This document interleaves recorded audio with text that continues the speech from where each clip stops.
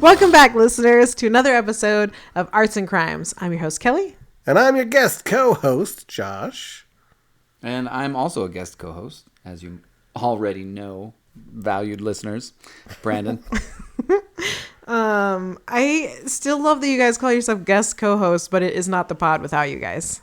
Bob, your uncle, we're getting this on. Let's go. Okay, are we That's taking... going to be my real laugh now. If anyone says anything funny during the class, I'm like... I wish...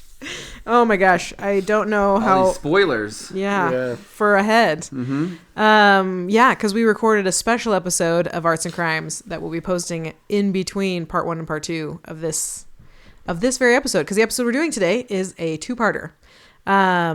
Just to keep you in suspense. Yeah, we really want to drag out that excitement. Or something. Drag out doesn't sound exciting. It doesn't. It sounds like I'm forcing somebody to... Build the suspense. There it is. We're going to build the suspense. Also, just as a... prep yourself for that special episode is it will be shorter than our usual episodes, and it's kind of what I'm posting for the holidays since those are coming up. That way we don't have to worry about recording and editing over the Christmas break. So instead of not posting anything, this is our gift, is posting. Should I tell them what it is? Well, don't they kind of already know? I guess they do. Yeah. They'll find out. Yeah. But if you want to know, you need to go back an episode, listen to that, and then infer what we're talking about. From this episode. So, this episode, which is a two-parter, is about ancient Egyptian art that they tried desperately to make us all forget about. The Egyptians did. Because they were embarrassed? It's kind of like when I said the Scream. You would have everyone just forget about it. And yet we bring it up literally every episode. We kind of do. Yeah. We kind of do. There was probably an amount of embarrassment, but there was also they were super mad about the whole thing, and there's so many layers to it. And so it'll be great for you guys to also help sort of digest why you think that it was, wiped off of the history of Egypt until we accidentally found it hundreds of years later. Would it be a spoiler if I asked who they are? You said they were upset about it. Oh, no, not a spoiler at all. It's the Egyptians. Okay. The Egyptians wanted their own history purged. Okay. Yeah. Interesting. So much like how you want your own history purged. So to start us off, Brandon, tell us everything you know about Egypt. All right. I know they had a blue period. Ha ha ha. It's a blue period joke. Egypt. It's in Africa. It's full of Egyptians. They made a movie called Stargate. The Egyptians did? No. Not the Egyptians, I assume, but I don't know. Anyway, in Stargate, they travel to another planet via a portal that's in the pyramids. This is now no longer what he knows about Egypt, and it's what he knows about Stargate. And they have guards that have different animal masks. And that's what inspired Quantum Leap in that movie. Quantum Leap? Or am I thinking of something else? Maybe something else. I don't know. Quantum Leap? Yeah, I don't know. Anyway. Is it? I thought it was the guy from MacGyver. Maybe. No, so he's in the show. TV show, but he's not in the movie. It's some other... Is it the same actor that plays Daniel in the show and in the movie? This is the fastest and widest we've ever tangented. No, but just to bring it back... they wore these animal masks, which is what inspired the Egyptian religion to have Horus and Namor, Nabur, Nam.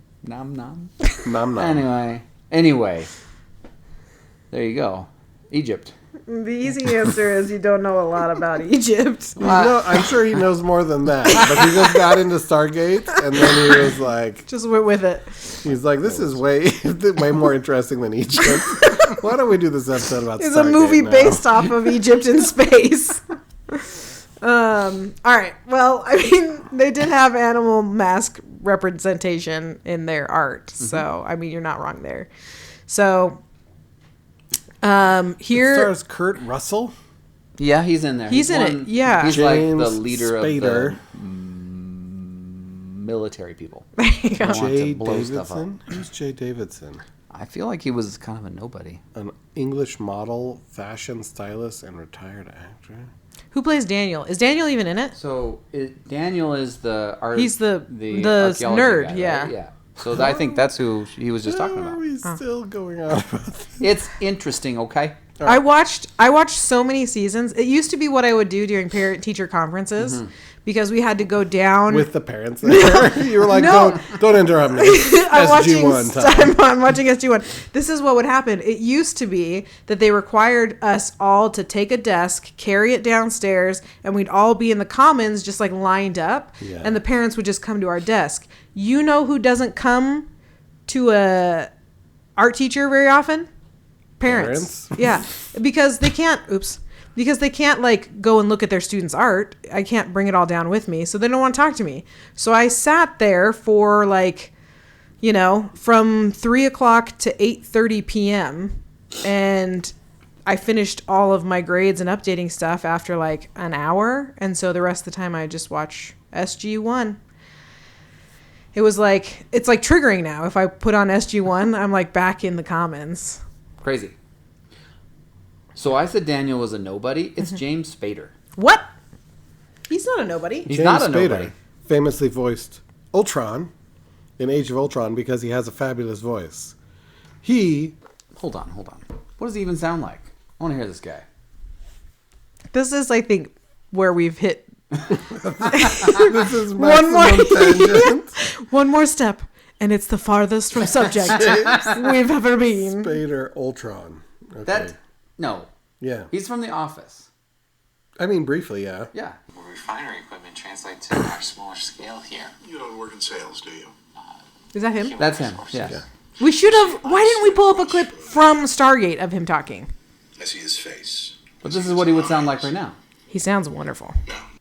Anyway, that is even further.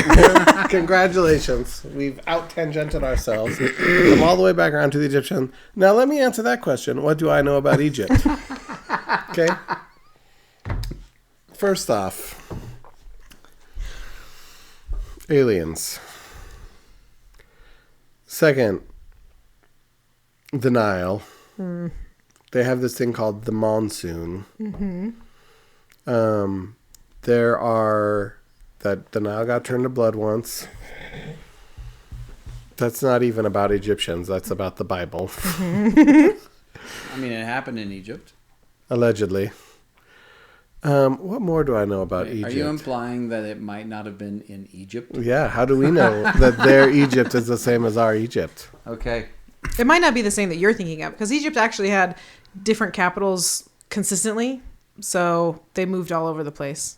And one of the things this guy did was move the capital before we get there. Really? Yeah. Let's hear If about we that. ever actually get into the... Okay, all of this is going to get cut. So I'm just going to stop talking and let's get into the pod. Okay.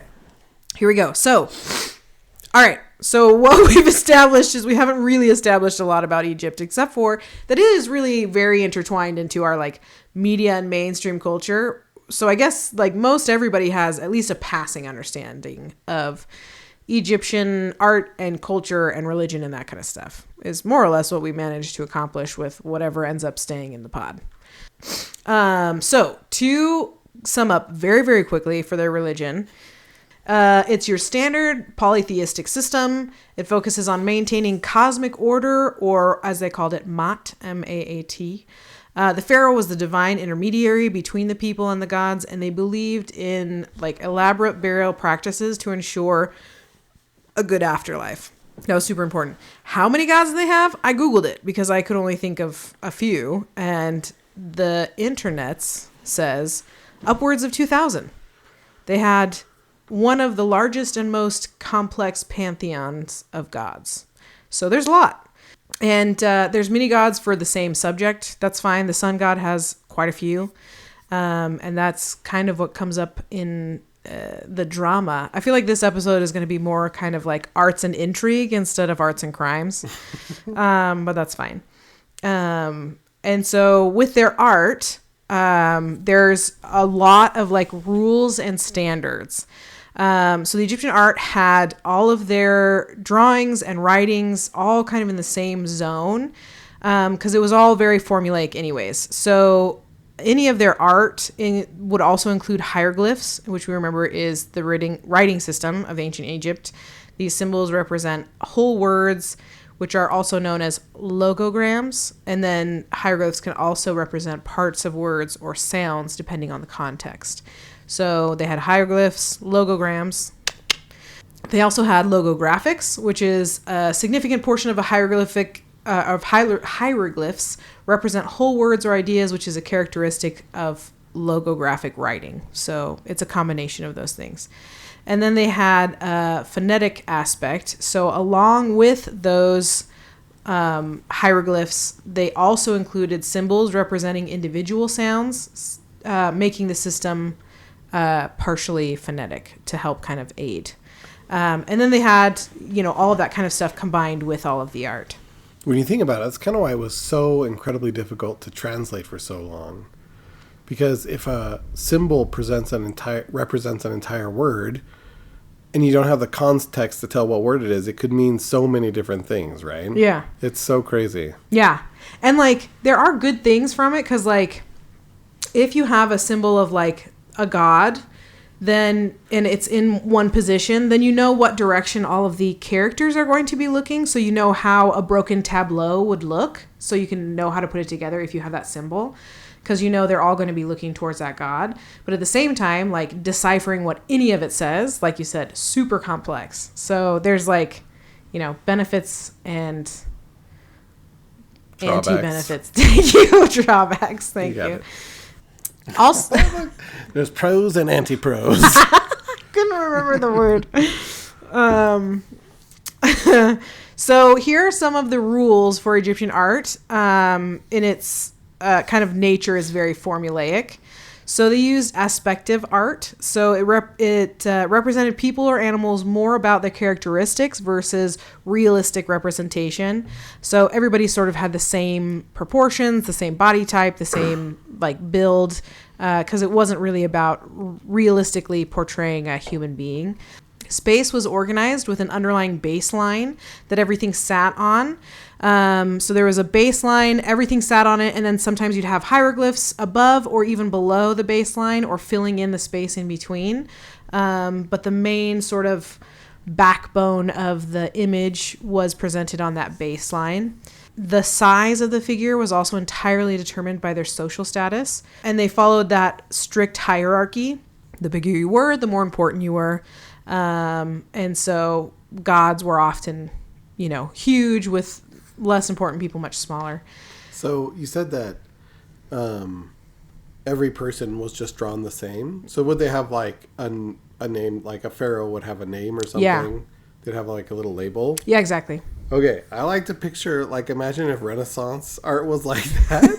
A fully 3D, everything, hyper-realistic picture. But every single person has the same face and body. And they have to write in the corner. Little name tags on them. Yeah. That would be so funny. That, I would love to see that. That would be amazing.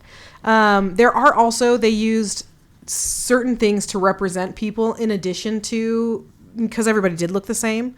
So the pharaoh would be represented with his crown and his little beard. All of the gods had the same sort of representation for every time they were presented. So as you were saying, Brandon, some of them had a jackal head, or a bird, or there was a sun disk above some of them to represent Aten, or the god, the sun god. And what is it? Is it Osiris that's the god of the underworld, of the dead? Is that him? The jackal. The jackal. Probably. Okay, I just verified. It is Osiris that is the god of the underworld, but the jackal is Anubis. So just to verify, that's what that is. And so he was all they were always represented that way, and with those little sticks they held. I forget what they're called. Staff. Oh no. They're Man, The it's like crook. cotton. I also verified that. It is the crook and the flail. So that's what those sticks are called. So they did that to kind of also help make sure people understood who they were talking about by continuing this formulaic pattern of always repeating the same motifs and the same symbols.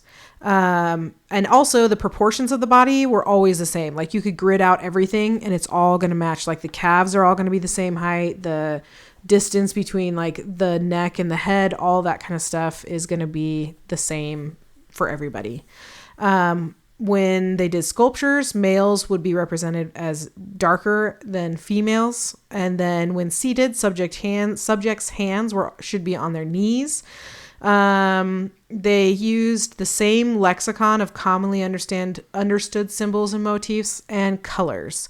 So they kept within the same 6-ish colors. I thought you guys would like this for some reason. So they kept 2: red, green, blue, black, sometimes gray, white, and yellow. Red was the color of power, represented life and victory, as well as anger and fire. Green was new life, growth, and fertility. Blue was creation and rebirth. Black, color of death, which when I wrote that, I immediately was brought back to when we used to play Risk as a kid. And Josh was always black, and he would go, "I'll be black, the color of death." And then he would always beat me. So it worked. Yeah, it did. It's very effective. Started out with that intimidation. Yeah, there was nothing I could do. So black, the color of death, it represented the underworld and night. White was purity, symbolizing all things sacred. And then yellow was the color of Ra and all pharaohs, hence all the gold. That's why they put gold on all their tombs, and Tutankhamun had that whole gold thing happening. It's so weird to think of a time when art wasn't incredibly varied. Like now we have all of history, including Egyptian art, right? Till this time, all these different variations. And it would be so weird to be in Egypt and be like, all right, guys, we're inventing art. What do we got? We got cave paintings. We can do better than that. All right, what are we going to do that's better than a cave painting? How about people that are all the same exact people? Like, I don't know, they were just making up the rules, you know? It's weird to think of like, what would it be like if something so fundamental was so brand new? And I don't mean brand new literally, but I mean it hadn't been experimented on to the extent that it has been today. Yeah. Well, so do you think that so I'm sitting here thinking about this as well, because I often look at ancient stuff and I think, why is it so childish looking to me? You know, like it doesn't seem like it's very skilled. And these people, you know, I don't know them. I've never met them, but I assume that they're not idiots. So like it seems like there should be people of this time period who are like, I could do something more realistic. And like, are those people like getting beheaded for stepping outside of the rules? You might get to see. Oh no.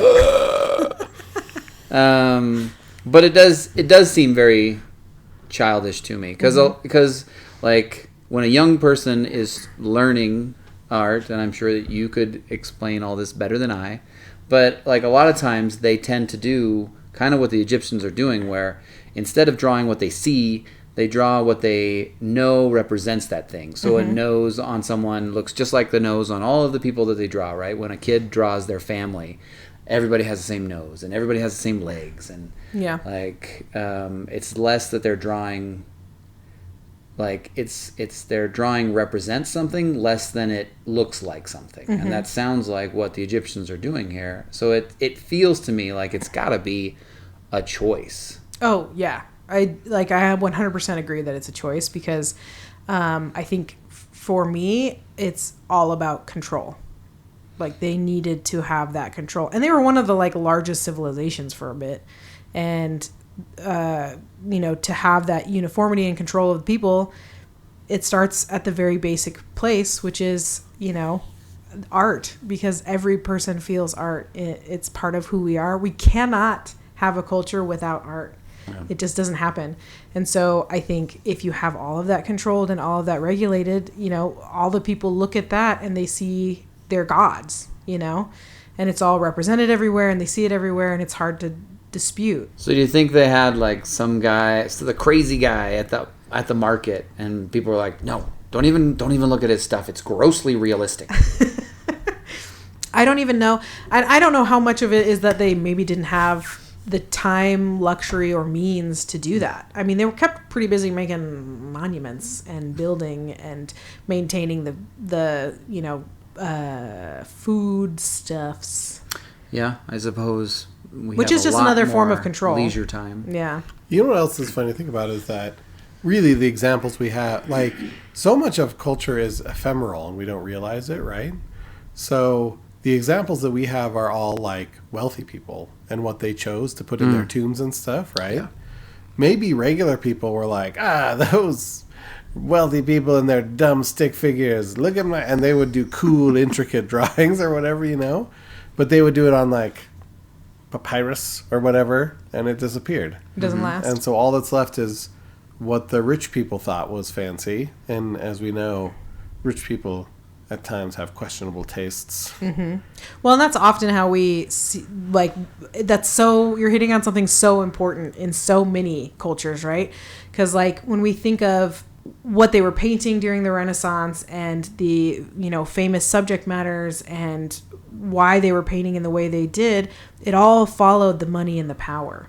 Because an artist couldn't afford their own paints and their own studio and their own subject matter most of the time. It wasn't until they got famous that they could start experimenting more generally.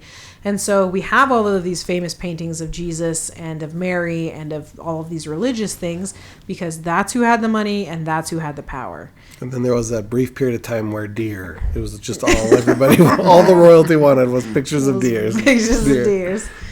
But it was ironically because it was the queen's deer. Yeah, exactly. So it's all connected. Her favorite deer. So it's all connected to the money and power there.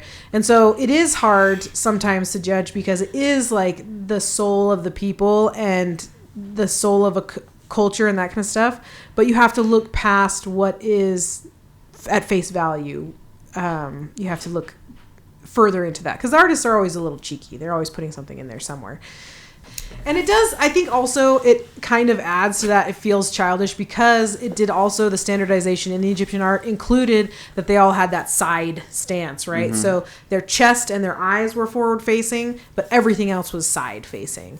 And they never overlapped. So you never had any depth. You never had these more complex, it was very stationary.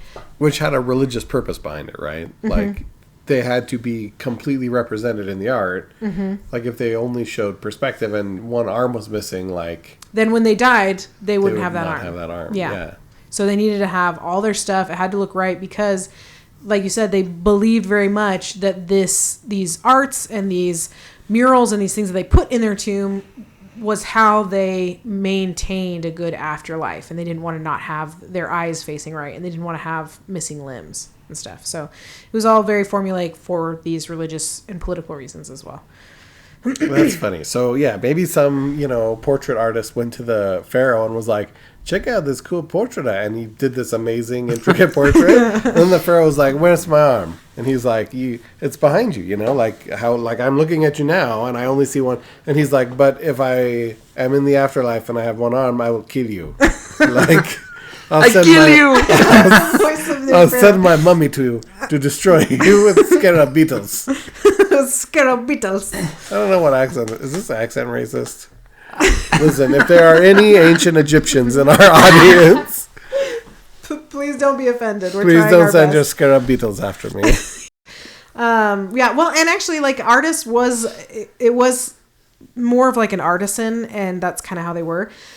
And it was all done as a team. So there's not a single piece that's accredited, well, mostly not a single piece that's accredited to a single artist.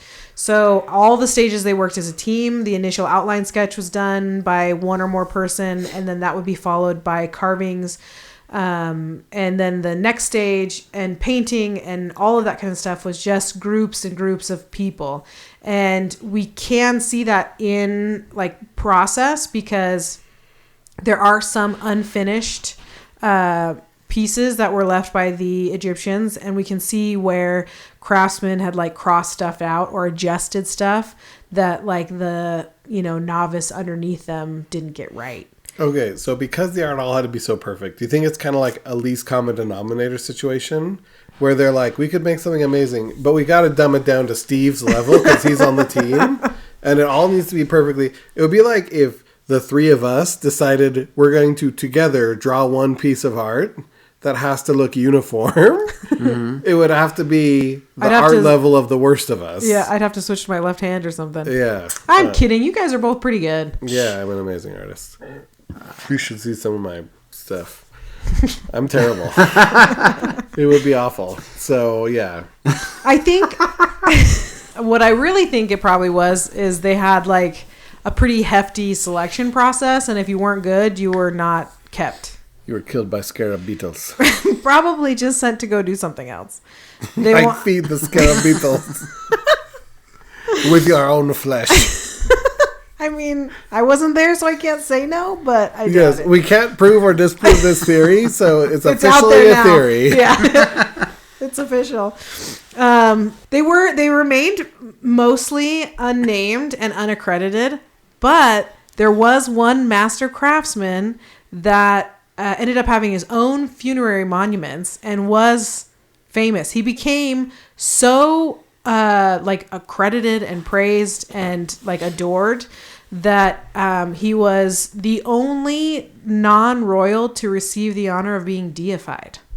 So his name, and I know you'll know it, and I hope you know it, is Imhotep. And I could not stop going, Imhotep, like from the Mummy movie. And I was like, oh my gosh, Imhotep was not a guy that was mummified alive and eaten by scarab beetles and then raised accidentally hundreds and hundreds of years later to bring about a new modern plague and then attacked Rick O'Connell because he had to get the girl.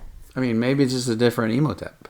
That's true. There's Could be a probably common more than name. one Imhotep. Yeah, it's Maybe. probably like John Smith of the ancient Egyptians. Egyptian names. Okay, I would love if Imhotep did his own art and he drew himself giant. And he's like, there's a little tiny pharaoh. He's got I'll a big show you junk. who's deified. It is a topic that is spoken of later In this podcast. in this episode. I want my royal junk bigger in this picture. Well, that's not what he says. Or scarabs. Or it's the scarabs for you. All right, so Imhotep, yeah.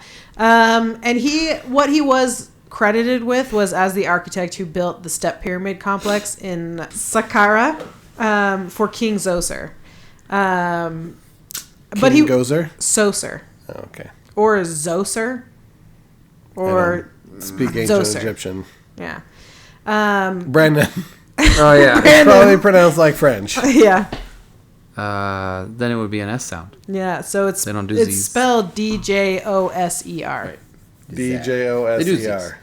What? D-O... D-J-O-S-E-R.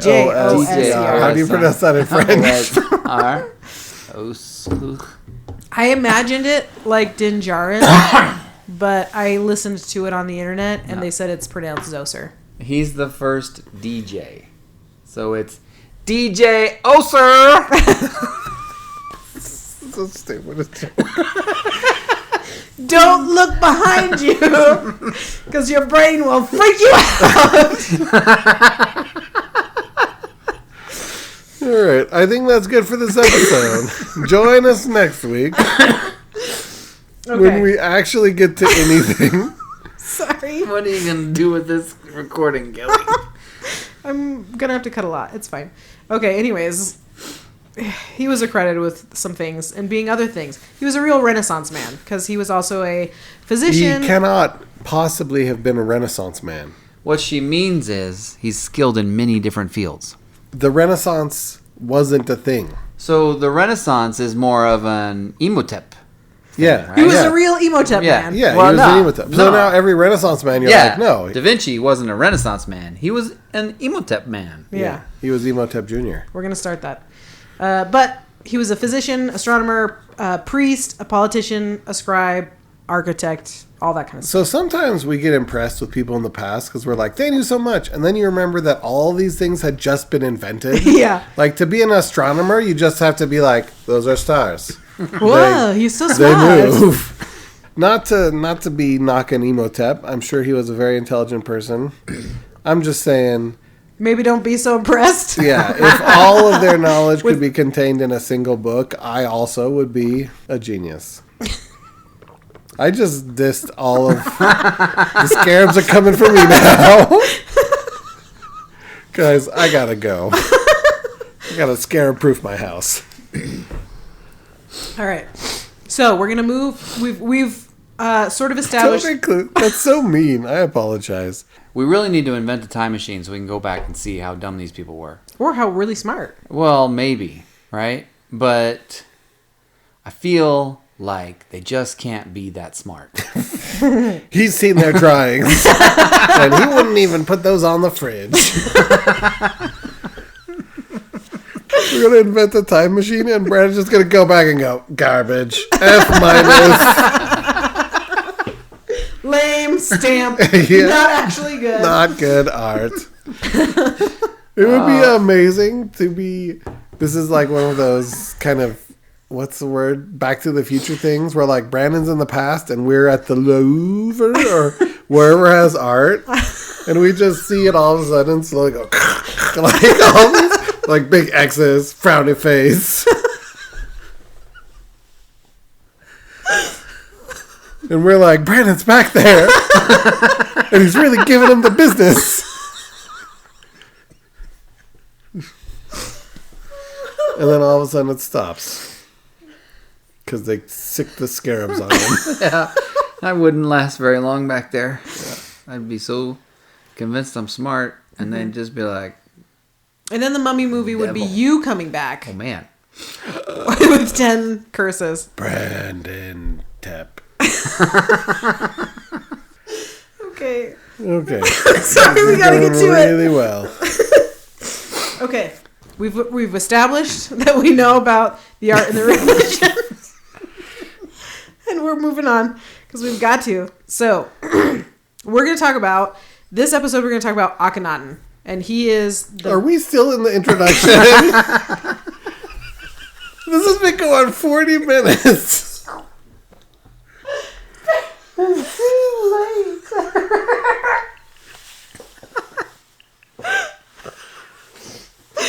I told you it was establishing the art and religion and then Akhenaten. So it's not the intro, it's just we're past part 1. Oh, okay. Oh, all right, good. So this is part 2. Part 2. The last part, or is there additional parts? I mean, it's only about Akhenaten. Because Okay. I save everything else for the part next 2. one? Yeah. Okay. I think I can handle that. Yeah. I So, retract my shocked exclamation. so I'll try and go through it as fast as I can. Take your time. We're here for you. Yeah. Except if it was still the intro. Then Yeah, then I would be like, this doesn't. All I right. would call James Spader. Yeah. Be like, come He take can my pinch place. it for you. Akhenaten. That's what we're going to call him the whole time, just to keep it simple, because Egyptians do this thing where they change their names a lot. Okay. And so I'll tell you like his name and all that kind of stuff, but I will continually call him Akhenaten just because that's his pharaoh name and what he's most known as. Why do they change their name? Various reasons. Usually it's to honor a specific god or the pharaoh before them. So like Ramesses is changed his name to honor God. Because you'll get like Akhenaten's dad is Amenhotep III, and that's the next pharaoh was intended to be Amenhotep IV, and so all right. So Akhenaten was born maybe around 1360 BC. They're not sure because he was born a second son. So he was not intended to be the pharaoh. So they didn't really keep good records of him because they were like, he's kind of the throwaway son. And his father, Amenhotep III, was married to Tia, and she was the pharaoh's great wife. So this is important because it comes up a couple times, but they definitely believed in polygamy. Is that what it's called? Yes. Anyways, so they have a bunch of wives, lots of wives. But there's a great wife, and the great wife had to be Egyptian, and that's where the next in line would come from, is a child of the great wife. The other wives were just sort of like, I don't know, security or power or whatever it was. Or fun. Fun, maybe. I don't know. And so Tia had 4 daughters and 2 sons, although in a lot of the portraiture, like early portraiture of the family, the pharaoh had only the 4 daughters and 1 son drawn, because they really did, Akhenaten was really not anticipated to be the next pharaoh. Also, I just have to say, I am going to be giving you the best, most accurate information, more or less, that I could find on the internet. But there is the thing about Egyptology and all of that stuff, especially with Akhenaten, is it's very much so up for debate, because we have such little information and we're piecing things together from little tiny bits of information all over the place. And that happens in a lot of Egypt things. And so even though it was this huge culture, we know a lot about it. Like you said, their language is hard to decipher. Their writing is hard to decipher. It's up for debate. So a lot of things have changed. Information has changed in just the last few years about Akhenaten. And so, if somebody finds this archived episode in 15 years, because it'll be archived by then,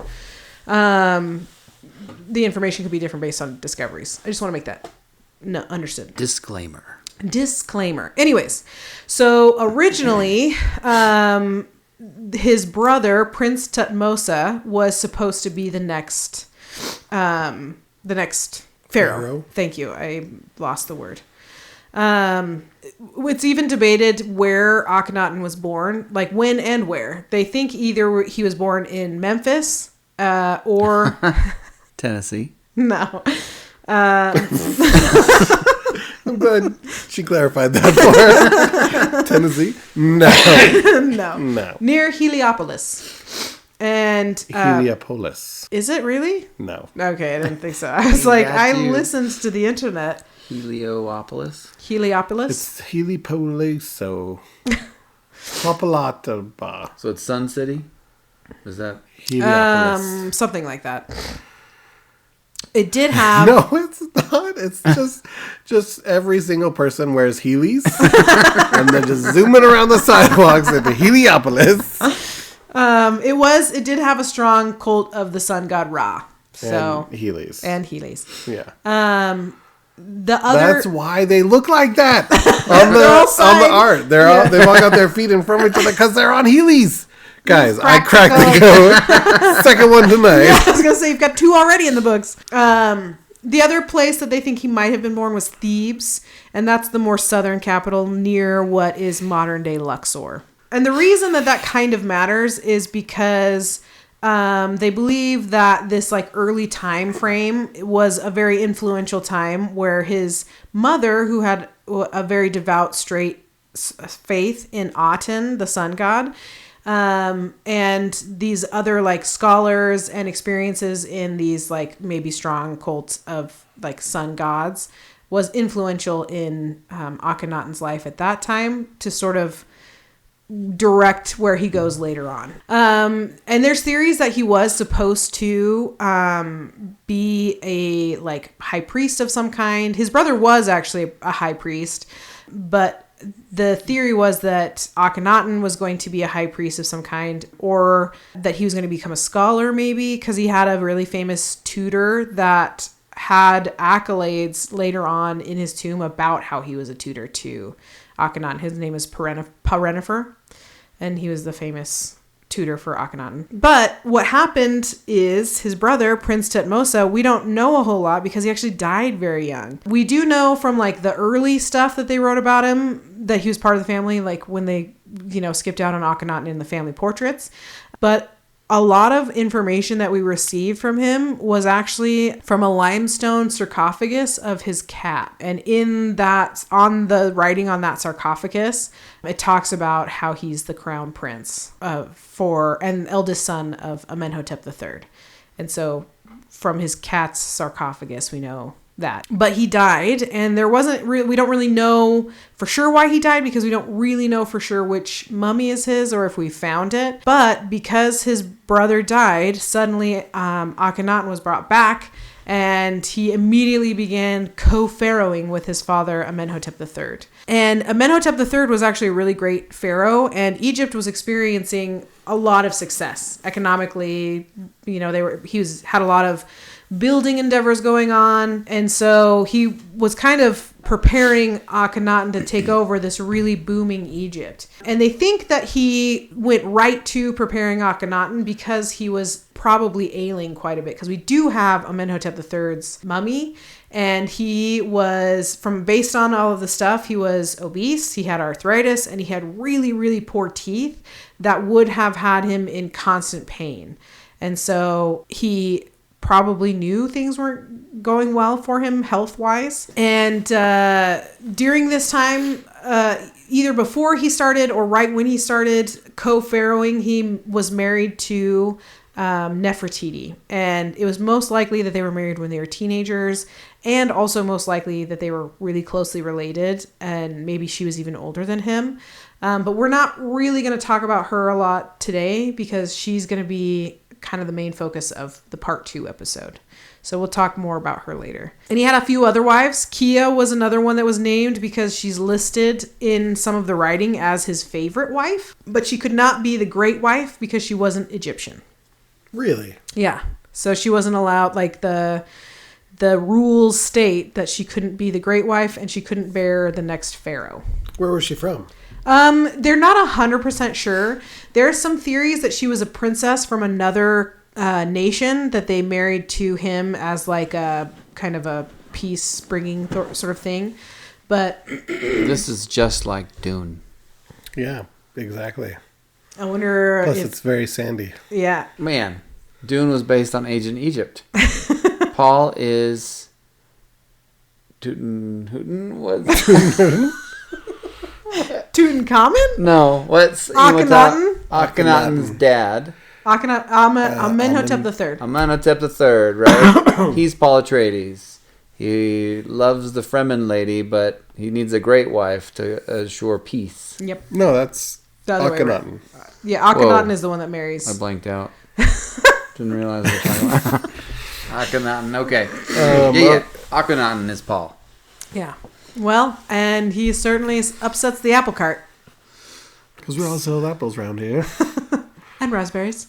So when you go back in time, I have also discovered, I Googled this, that there's no religion that still worships Ra, like continuous, right? Yeah. So Egyptian polytheism got replaced by Christianity and Islam. So they stopped worshiping him. So when you go back, would you tell them? You got 2,000 of them and they don't do a thing. Just let them know that, please. Yeah, when you go back. Yeah. Maybe you're the reason Akhenaten does what he does. Because you're going to see, I feel like I'm doing so much foreshadowing here. Tantalizing. Yeah. And we're going to get to it pretty quick because... Akhenaten done that. This is too late.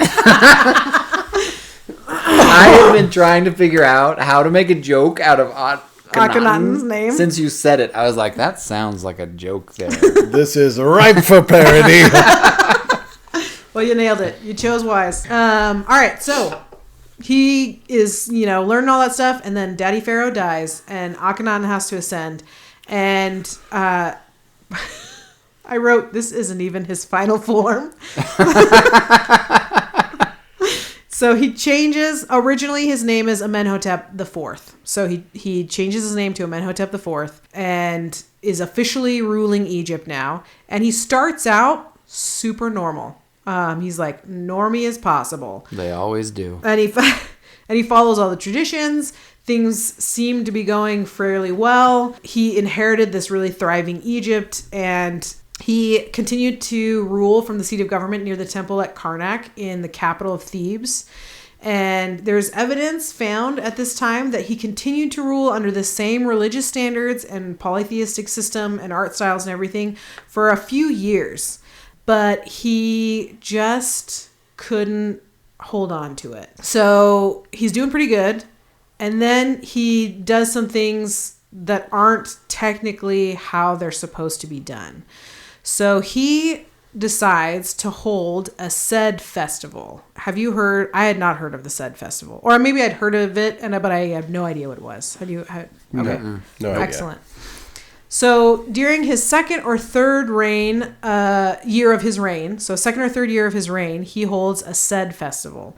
And what a Sed festival is it's also known as a Hemsed, or a festival of the tail. And it was a celebration of the pharaoh's kingship and rule. So they did offerings to the gods. The pharaoh was crowned with the white crown of Upper Egypt and the red crown of Lower Egypt. There was processions, and the pharaoh had to run a ritual like marathon where he would run to 4 different points that represented the borders of Egypt. But there was one other key point of these Sed festivals, and that they were held only after a pharaoh had ruled for 30 years. That's when they were supposed to do their first Sed festival. And then they did it every 3 years after that. So he is immediately, within 2 to 3 years, breaking with a fairly standardized tradition. And he fudged it by a lot. There's some theories that why he did that. Some say that he was wanting to establish his legitimacy and continuity with his father's rule. So almost more like a continuation of his father's rule instead of his new rule. Some say also that it may have been because he felt fairly vulnerable since he was the second choice and wasn't even supposed to be the pharaoh. And so he sort of wanted to solidify his kingmanship. But this is his first real mark where he breaks from tradition. And after that, he starts doing shifting in much larger ways that impact the traditions, the religion, and the arts. So this shift sort of begins around 1346 BC, and it all centers around the sun god Aten. And so, he starts making these shifts, and there's no like writing that we have or any indication of why he made this, but suddenly he just like switches, and he just changes his name from Amenhotep IV to Akhenaten, and he declares worship of Aten as the form of state religion. So he immediately is just like, hey guys, I have a really great idea. Let's not do anything we've done for the last few hundred years. And he decides that they are going to worship Aten, the sun disk. And it kind of stripped away the complexities and the mythologies that came along with all of the religion and gods and all that kind of stuff. He declares the sun god kind of the only god, although he doesn't discredit at the start the other gods. So he isn't like, those other gods don't exist, we should just worship this one god. And it's a monotheistic system, I think, where you believe that one god is kind of over all the others, but the other ones, you're not denying their existence. Yeah, so he starts making changes to the religion and to how things are done politically. They also believe that this is largely from outside sources that influenced him to make this change. I think, Josh, you were talking about it earlier where you looked up how they don't believe like Ra is still not worshipped today, and that in these other cultures at this time, having a single deity was actually not uncommon for these other cultures that were kind of surrounding Egypt at the time. So he was keeping up with the Joneses. Yeah, so like there's some people that say he was kind of a visionary trying to, move the system to be more integrated with like the worldviews at the time, so that it wouldn't be so contrasted with the other cultures. Another thing that was super different about this religion that he was kind of trying to switch to was it was a much more personal religion.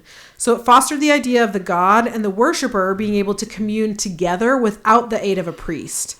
And up to this point, priests were incredibly powerful and incredibly important and influential because they were the only ones that could commune with the gods.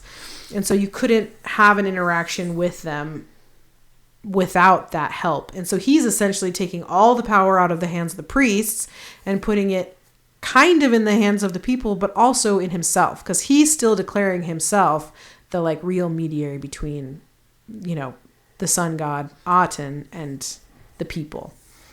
I don't think that history ever shows very many leaders that contradict the church and succeed. And go well. Yeah, no, they really don't.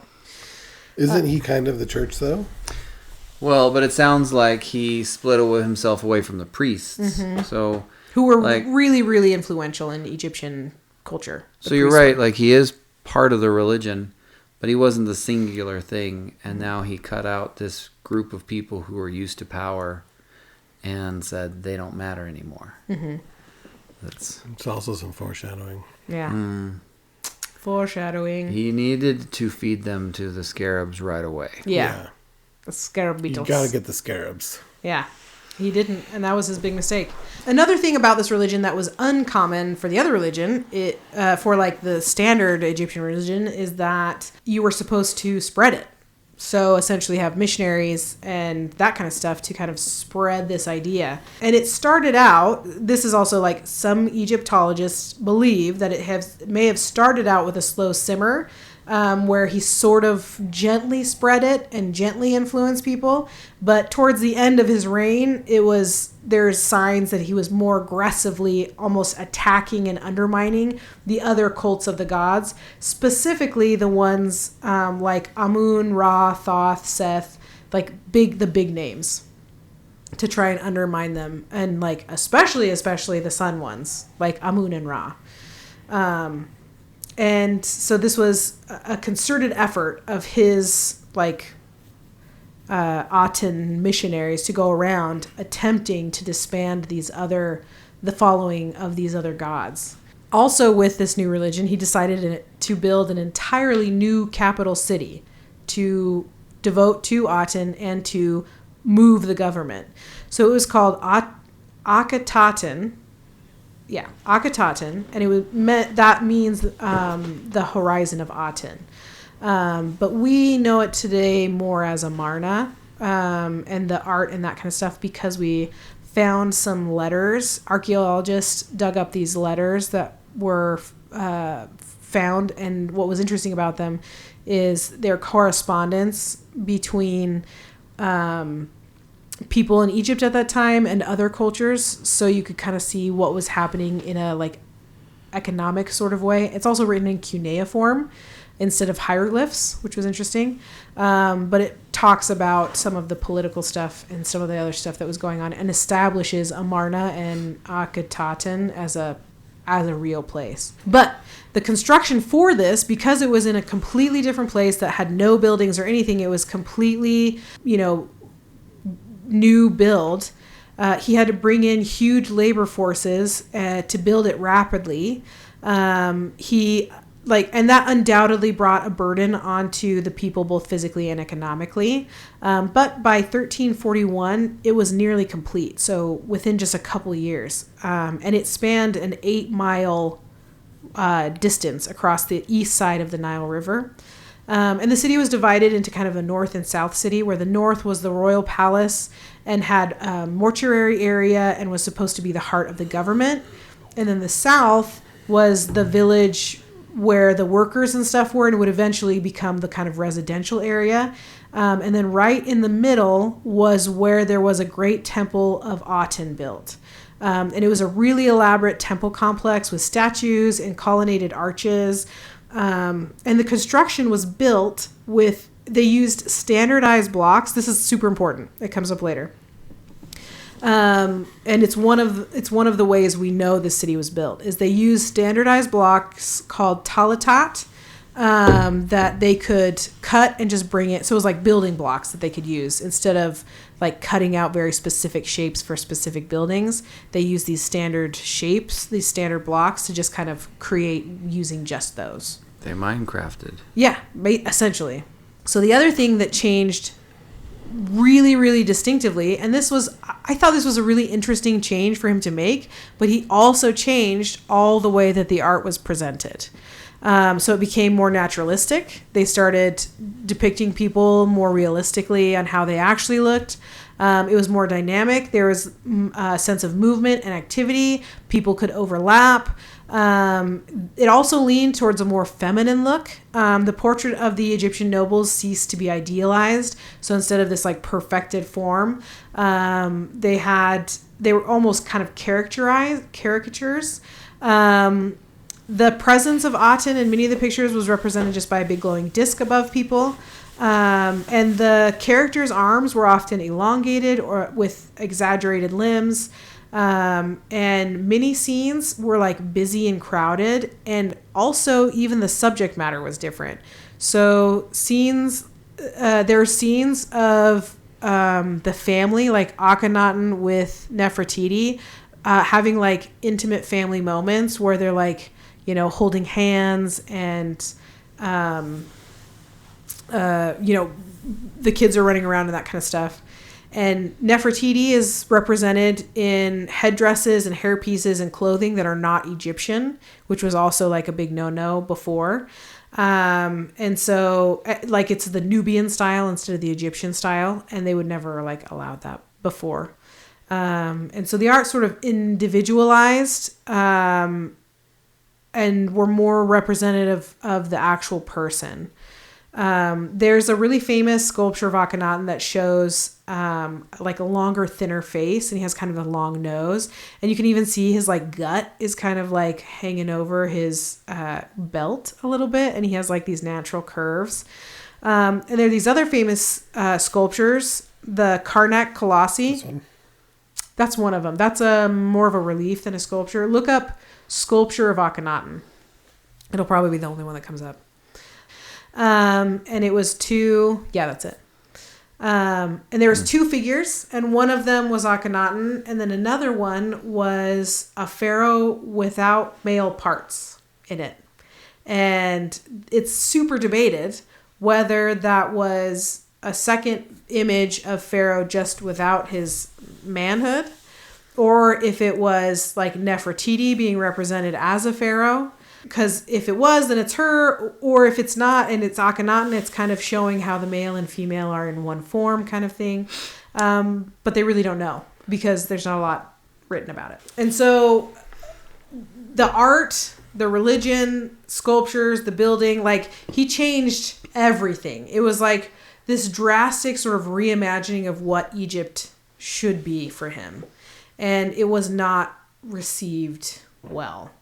So towards the end of his rule, it's pretty loosey-goosey on the information that we have because, again, it was all destroyed in an attempt to erase it, which is kind of the crime we're going to talk about, but we're not even going to get to that this episode. We're going to talk about next episode, so that's why this one's Arts and Intrigues today. But again, a lot is not known because that first site of Amarna was essentially erased for hundreds and hundreds of years. We also don't have the confirmed mummy of Akhenaten. So we can't like look at his tomb site or what would have been written in his burial chambers or anything. Okay, so here we go. Nefertiti changed her name to Neferuaten, which means beautiful in the beauty of Aten. And then that name was changed to Ankhepuray, and it's unclear. This is why we're going to cover this a little bit more with Nefertiti. But at this time, at the end of his life, there's another king that kind of co-pharaohs with Akhenaten. So the other person, the other king changed his name to Smenkhare, and we have very little information about Smenkhare. I think there's like a drink thing that has like some sculpting about him, some talking about him, but it's otherwise not a lot. And there are some theories that Nefertiti is actually Smenkhare. But some theories were for the cause of his death, of Akhenaten's death, because he only ruled... Sorry, it gets so loosey-goosey here in the end. So we know that he made all these really big changes, but he only ruled for 17 years at the longest estimate, which is not very long. Mm-hmm. And so there's a few theories on the cause of his death. The first just being natural causes, because there's a lot of inbreeding in Egyptian royalty. And so a lot of them had severe health problems. Like when you examined Tutankhamun's, when you did it, Brandon? I remember that. Yeah. When people examined Tutankhamun, he had like a club foot and all this other kind of stuff. So it wasn't the healthiest gene pool. So they just kind of thought he could have died from natural causes. Some sort of like genetic disease he may have had. Others said that he may have been mentally unwell, and their idea for that is that he tried to change the entire Egyptian culture in a couple years, especially during like a really booming time in a culture that had been around and is very well established for a really long time. And so they were like that he probably was this weird, fanatical, kind of crazy guy and just went insane and died. And then the kind of last theory is that he was a visionary and was seeing all these changes that Egypt needed to make, but he wasn't very good at sort of tiptoeing into the right position, taking time, adjusting people, setting it up or whatever. And so because of these, radical changes, he may have met a more nefarious end. Mm-hmm. So yeah, that I think is where we're going to leave off, so that next time we can talk about how Nefertiti plays into all of this, and then how we actually found out how this whole city even existed. Because it's really interesting. And all of this art and stuff that we talked about was unknown for hundreds and hundreds of years. They really effectively erased it for a very long time.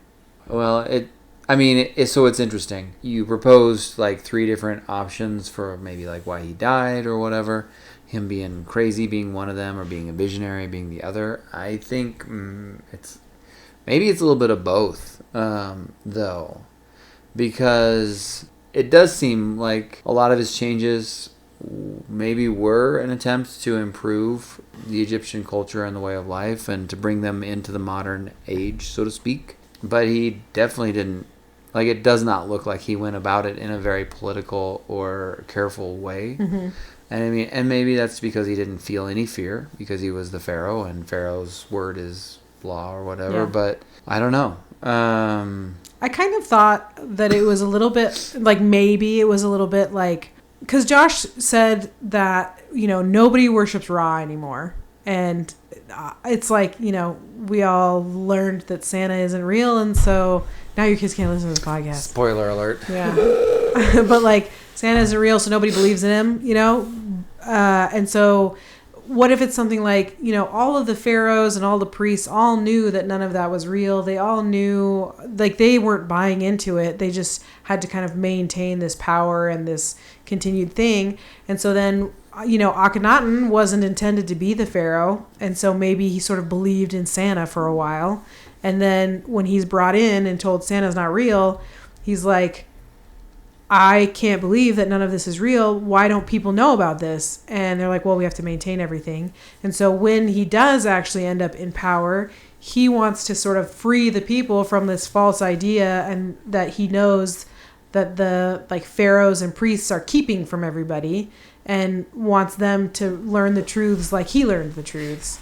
And that's just me, maybe putting my own ideas into it, but mm-hmm. that's what I kind of thought of. I mean, that fits with the facts or whatever, right? Mm-hmm. But it does assume that the priests are all evil jerks who are using their position to control the country mm-hmm. by perpetuating a lie that they know is a lie. I feel like all the conspiracy theorists that are listening to this are yelling at the radio, yes, that's exactly it. Well, and it's one of those things where we can't possibly know. Mm-hmm. At the same time, so if he was trying to free Egypt from this incorrect religion, and that he knew it was incorrect, why did he still kept himself as a deity? I guess maybe he was a good guy, but not that good of a guy. Right. Well, maybe it was kind of a thing if I step down, nobody's going to maintain, Yeah. might have lived a little longer. Maybe. When I go back in time, all You'll will let be us know. revealed. Yeah. Yeah. It'll be really convenient. Yeah. It's probably going to be disappointing. It's not going to live up to the hype. When you go back in time. Yeah. Like, and find out everything that happened, you know? I don't know. It's funny that archaeology is a funny subject. And it's weird to think of, like, this guy who had this huge impact. And we don't know why. We can't possibly know his motivation unless we find his diary, right? Yeah. And so, who knows? But we all want to make a guess. And we all know the real guess. Brandon showed up and said, Ra's a chump. You should make real good paintings or art now. And they stamped actually good art. Yes, on those other ones. Yeah. Acceptable.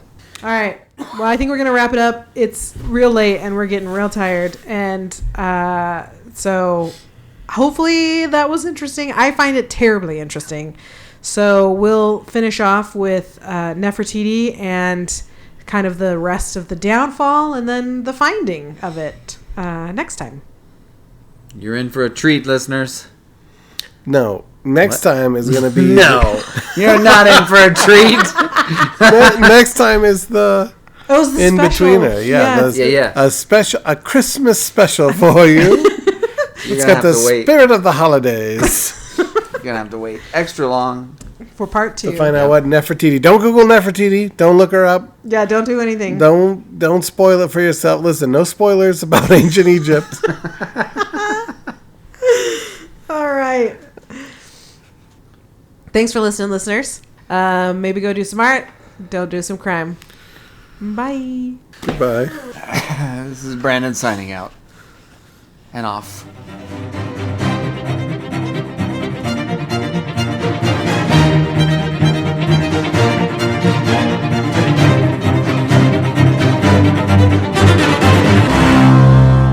Talking about James Spader replacing me.